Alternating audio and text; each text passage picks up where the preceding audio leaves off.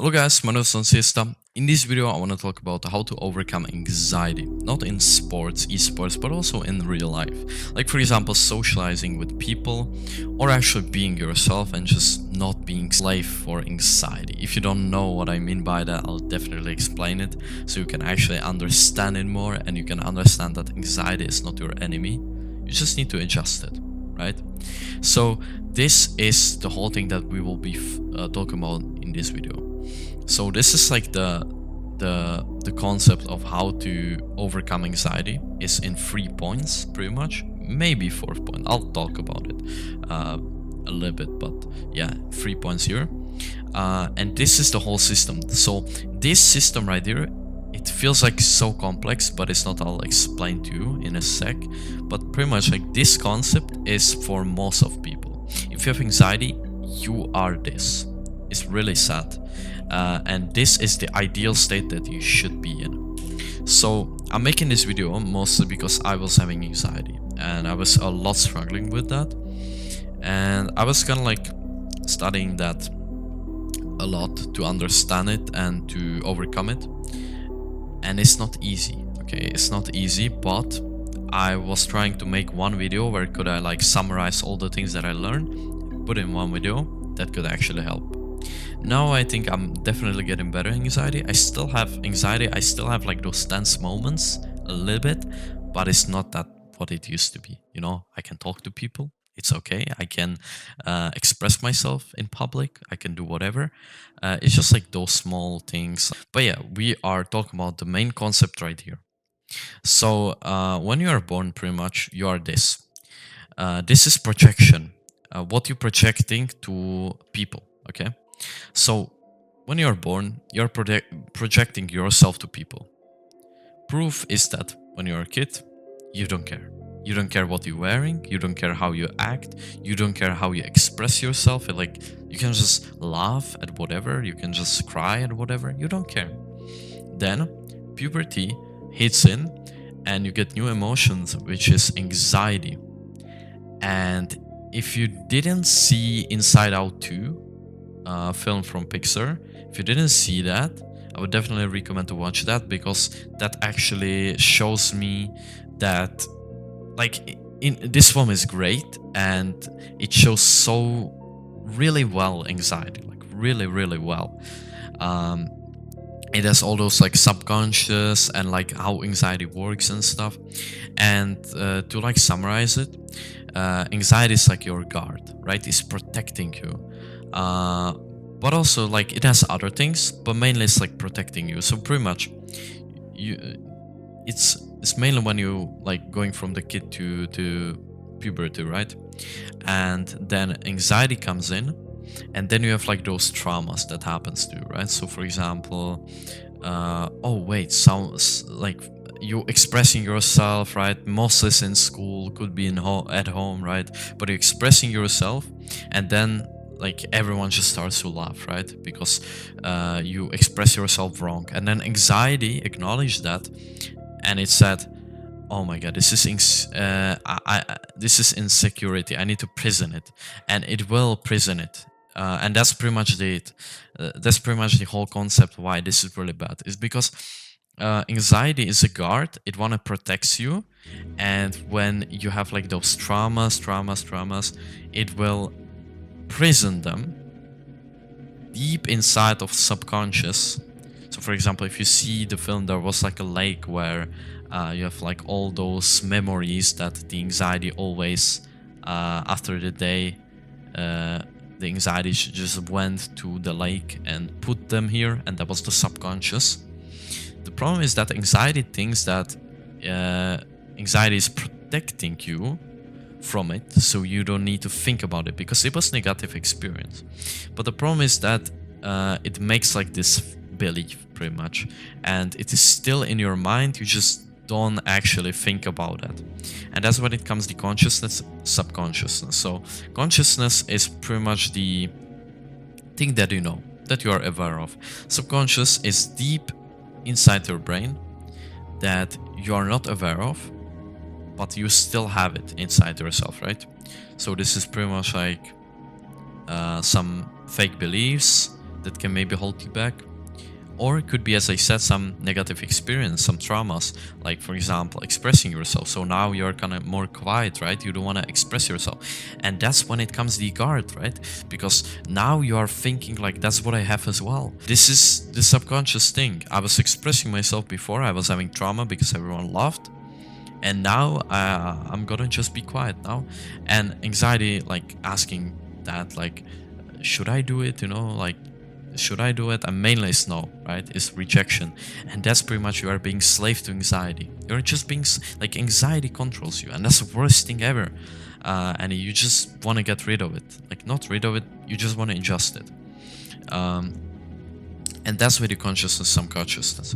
So the whole concept right here, as I said, this is projection to people. And when anxiety is pretty much like being here, and you have all those traumas and all things happening, you have this like comparison, right? Like you're comparing to others, you're doing that, you're in group of people with certain beliefs, with certain things. All the things, the bad experiences, insecurities, anxiety will prison, put it in subconscious, and you have all those fake beliefs, all those things that hold you back. And that's resistance. This concept is called resistance. But then anxiety, when you are pretty much evolving and you are kind of like this, you have all those insecurities. Anxiety is building a role right here. Projection. Why?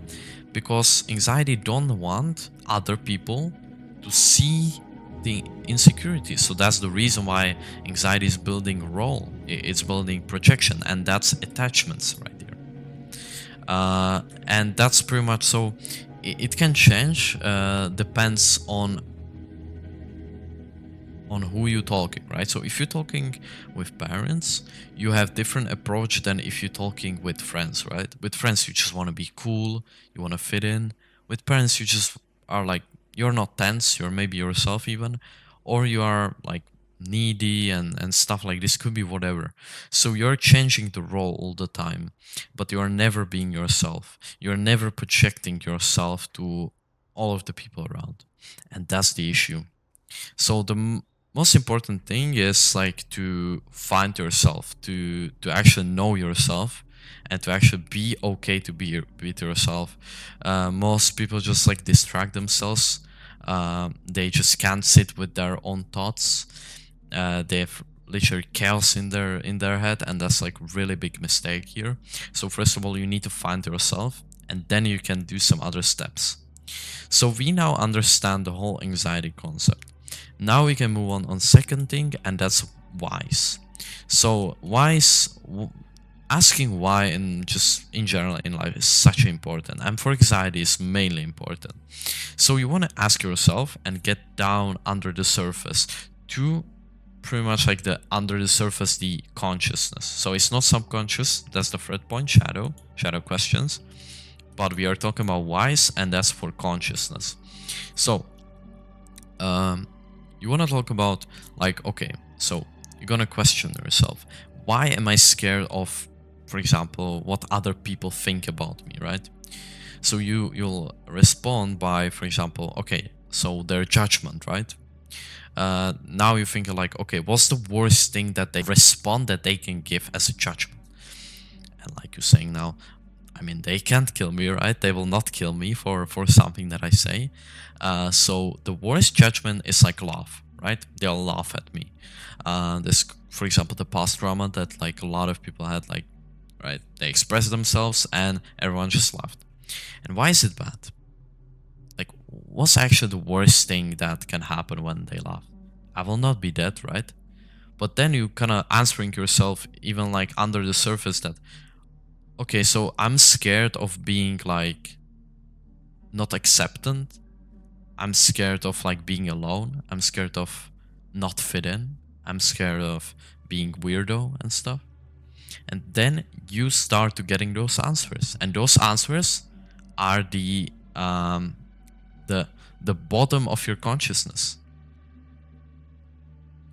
And all those answers you want to write down for each question, and most of the times it's like the similar. it's similar answer or even the same.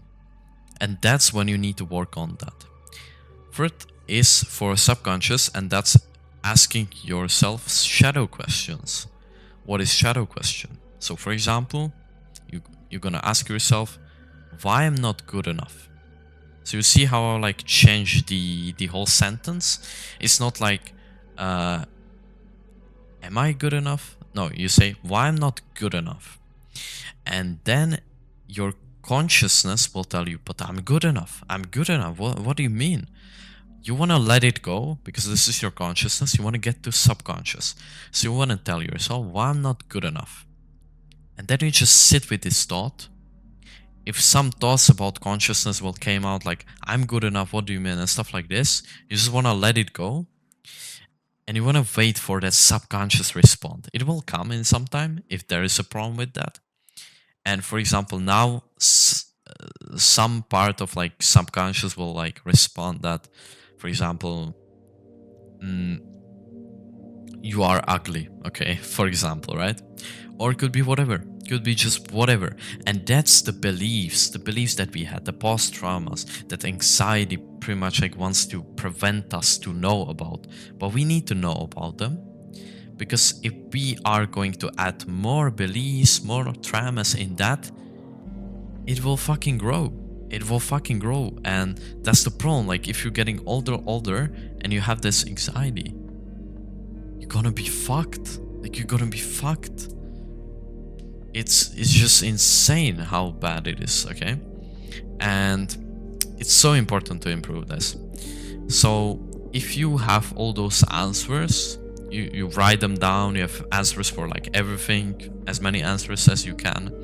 Some of them could be concrete. For me, it was mainly specific, okay?